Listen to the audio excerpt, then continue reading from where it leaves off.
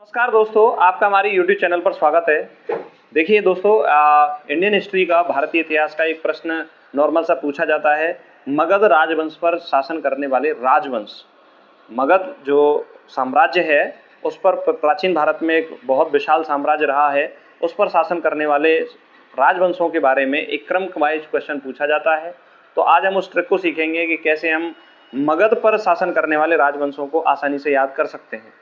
देखिए, आज का जो टॉपिक है वह है मगध पर शासन करने वाले वंश।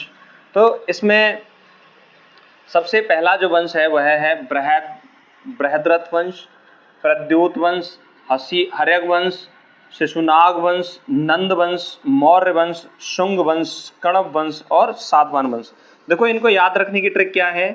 ट्रिक है बड़ी प्रिय हसीन मासूका सातवाहनों को।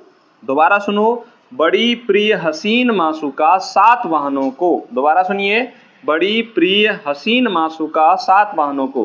बा से बन जाएगा बृहद्रथ वंश, प्रिय से प्रा वर्ड आ रहा है तो प्रा से बन जाएगा प्रद्योत वंश, ह से बन जाएगा हर्यक वंश, सी से बन जाएगा शिशुनाग वंश, न से बन जाएगा नंद वंश, मा से बन जाएगा मौर्य वंश, सु से बन जाएगा शुंग वंश और का से बन जाएगा कण्व वंश और सातवाहन को मतलब सातवाहन वंश। ठीक है, यहाँ पर एक इंपॉर्टेंट बात है, छोटी सी बात है।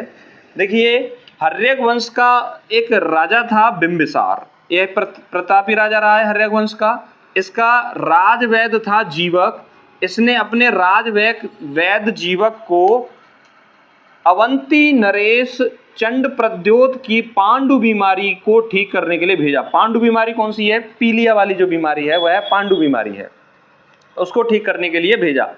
और इस वंश को पितृहंता वंश कहा जाता है। हर्यक वंश को क्या कहा जाता है? पितृहंता वंश। एक कंफ्यूजन स्टूडेंटों को और रहता है। देखिए, बिंदुसार जो राजा है, बिंदुसार राजा मौर्य वंश का राजा है और बिंबिसार राजा जो है वह है हर्यक वंश का राजा है।